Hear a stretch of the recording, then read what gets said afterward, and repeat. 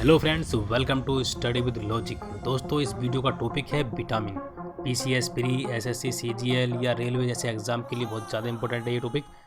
दोस्तों, इस वीडियो को पूरा देखिए। अगर आपको वीडियो पसंद नहीं आए तो बेशक आप इस वीडियो को डिसलाइक कर देना। आई होप कि ये वीडियो आपको पसंद आएगी। इसमें दोस्तों मैं आपको विटामिन के रासायनिक नामों को याद करने की ट्रिक बताऊंगा। दोस्तों, कुछ कंफ्यूज करने वाले टॉपिक ऐसे होते हैं जिन्हें अगर हम ट्रिक से याद करें तो ट्रिक की सहायता से हम बहुत ही आसानी से उसे याद कर सकते हैं। ऐसा ही टॉपिक है विटामिन के रासायनिक नाम। ठीक है।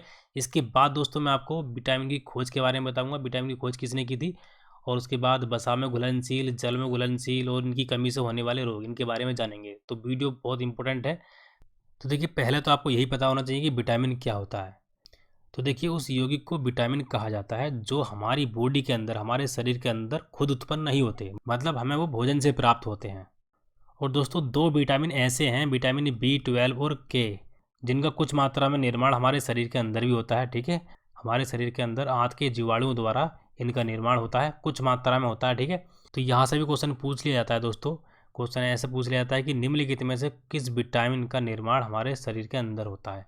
तो दो विटामिन आपको याद रखने हैं, विटामिन B12 और विटामिन के।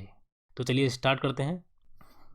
तो सबसे पहले हम देखते हैं विटामिन के रासायनिक नामों की ट्रिक।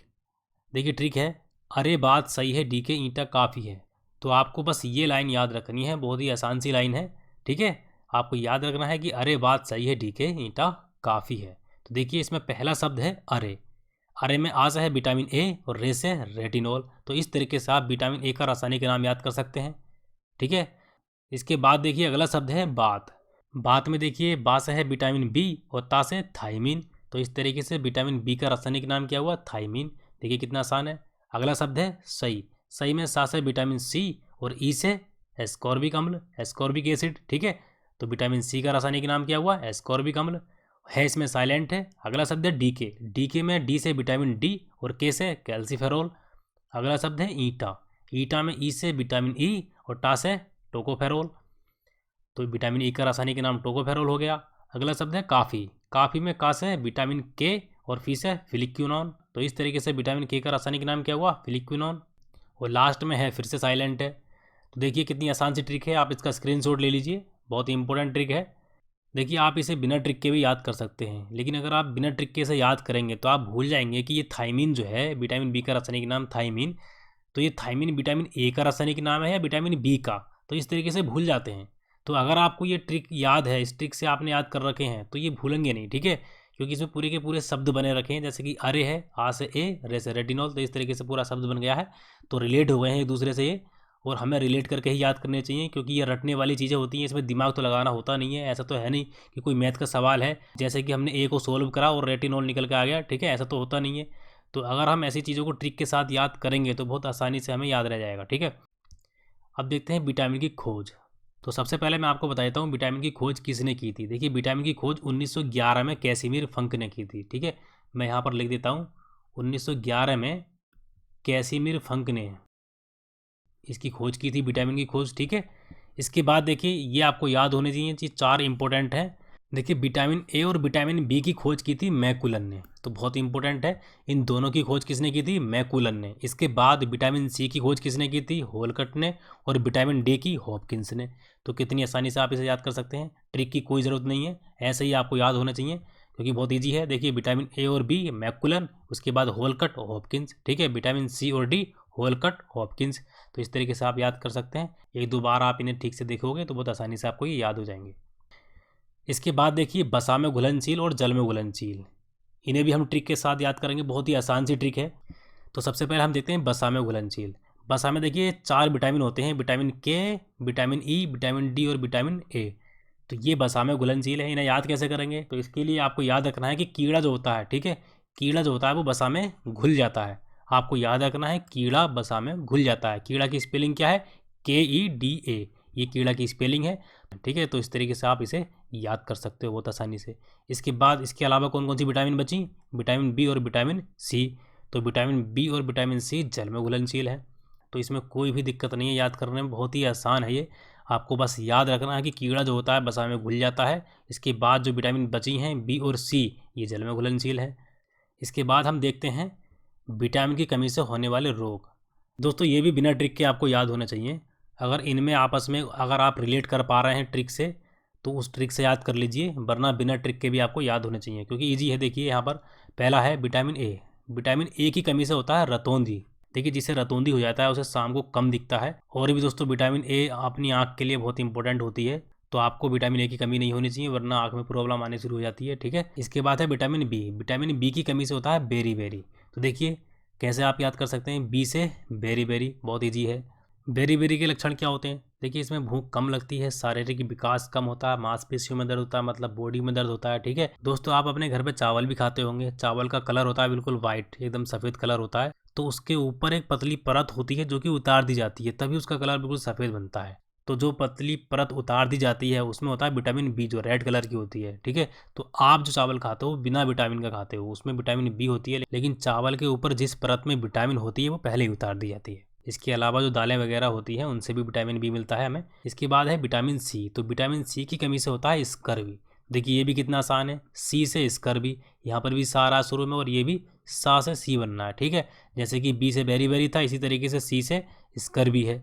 इसमें मसूड़े फूल जाते हैं, आपको पता होगा, तो विटामिन सी की कमी से स्कर्वी होता है। और दोस्तों विटामिन सी हमें खट्टे फलों से प्राप्त होती है, जैसे कि आंवला हुआ, नींबू, संतरा, तो इन सब से हमें विटामिन सी प्राप्त होती है। इसके बाद है विटामिन डी।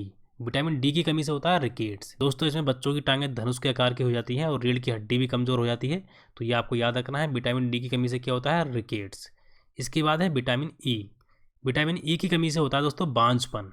ठीक है, तो आपको याद रखना है। इसके बाद है विटामिन के। विटामिन के की कमी से होता है रक्त का थक्का न बनना।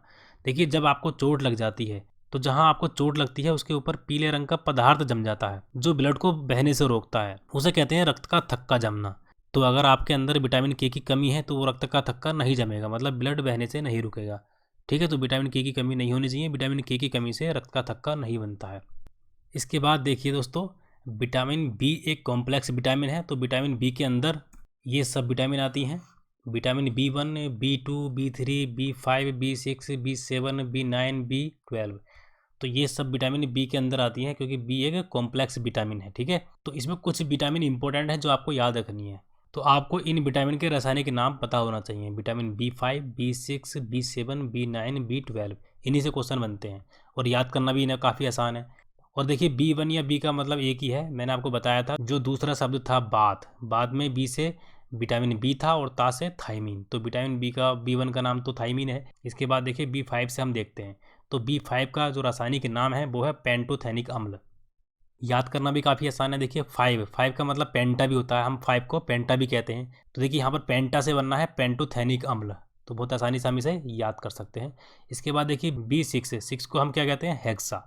तो देखिए हेक्सा यहाँ पर क्या आ रहा है, हेक्सा एक्सिन। ठीक है, पूरा नाम है इसका पायरिडॉक्सिन, तो ये बहुत आसानी से आपको याद हो जाएगा। हेक्सा आपको याद रखना है, तो हेक्सा का जो लास्ट वाला क्सा है, कसा, ठीक है, तो ये यहाँ पर आ रहा है, तो इस तरीके से आप इसे याद कर सकते हैं। इसके बाद विटामिन बी7 का रासायनिक नाम है बायोटीन। बिना ट्रिक के आपको याद होना चाहिए, आसान है काफ़ी। तो विटामिन बी7 का रासायनिक नाम क्या है, बायोटीन। इसके बाद है विटामिन बी9 का रासायनिक नाम है फोलिक अम्ल। ठीक है, इसके बाद देखिए विटामिन बी12 में देखिए कोबाल्ट पाया जाता है, तो इस कोबाल्ट से ही हम याद रखेंगे। कोबाल्ट में देखिए कोबाल्ट का शब्द यहाँ बनना है कोबालामीन। ठीक है, पूरा नाम है साइनोकोबालामीन, बहुत आसानी से हम इसे याद कर सकते हैं। कोबाल्ट यहाँ पर देखिए बनता हुआ दिखाई दे रहा है कोबालामीन, तो इसमें कोबाल्ट पाया जाता है। तो आपको ये याद रखना है कि विटामिन बी12 में कोबाल्ट पाया जाता है, ये भी क्वेश्चन आ जाता है। ठीक है, एग्जाम में क्वेश्चन आ सकता है कि निम्नलिखित में से किस विटामिन में कोबाल्ट पाया जाता है, तो किस में पाया जाता है, बी12 में। ये अगर आपको याद है तो इसका रासायनिक नाम भी आपको बहुत आसानी से याद हो जाएगा क्योंकि इसमें भी कोबालामीन बनना है, तो साइनोकोबालामीन इसका रासायनिक नाम है। तो देखिए कितनी आसान तरीके से हमने इन सबको याद करा है। इसके बाद दोस्तों 3 क्वेश्चन मैंने आपके लिए लिए हैं, आपको उसका कमेंट करके जवाब देना है। तो अगर आपने वीडियो ठीक से देखी है तो इन सभी क्वेश्चनों का, इन तीनों क्वेश्चनों का आंसर आप बहुत आसानी से दे देंगे। तो देखिए क्वेश्चन है, यहाँ पर पहला क्वेश्चन है, आप इसका स्क्रीनशॉट ले लीजिए। पहला क्वेश्चन है, कौन सा विटामिन वसा में घुलनशील होता है। तो वसा में घुलनशील की मैंने आपको क्या ट्रिक बताई थी, ठीक है, याद करिए, दोबारा ठीक से वीडियो को देखिए, देखते हैं कौन कौन स्टूडेंट इसका सही आंसर बता पाता है। नेक्स्ट क्वेश्चन है दूसरा, जल में घुलनशील विटामिन कौन सा है। तो ये सब ट्रिक आपको याद होने चाहिए। इसके बाद है तीसरा, विटामिन डी की कमी के कारण कौन सा रोग होता है? तो देखिए 3 क्वेश्चन आपके लिए मैंने लिए हैं। और जो पहली वाली ट्रिक मैंने आपको बताई थी, अरे बात सही है, डी के ईंटा काफ़ी है, वो तो बहुत ही इंपॉर्टेंट है। उससे आपको बहुत आसानी से सभी विटामिन के रासायनिक नाम याद हो जाएंगे। ठीक है, तो चलिए दोस्तों इसके कमेंट करके आंसर दीजिए, देखते हैं कौन कौन स्टूडेंट इसका सही आंसर दे पाते हैं। तो दोस्तों उम्मीद है ये वीडियो आपको पसंद आई होगी। अगर आपको ये वीडियो पसंद आई है तो इस वीडियो को लाइक कीजिए, शेयर कीजिए। और दोस्तों अगर आपने अभी तक ये चैनल सब्सक्राइब नहीं किया है तो इस चैनल को सब्सक्राइब करने के बाद बेल आइकन पर क्लिक कर दीजिए, जिससे कि आपको नेक्स्ट वीडियो की नोटिफिकेशन भी मिलती रहेंगी। तो चलिए फिर दोस्तों मिलते हैं नेक्स्ट वीडियो में। Thank you.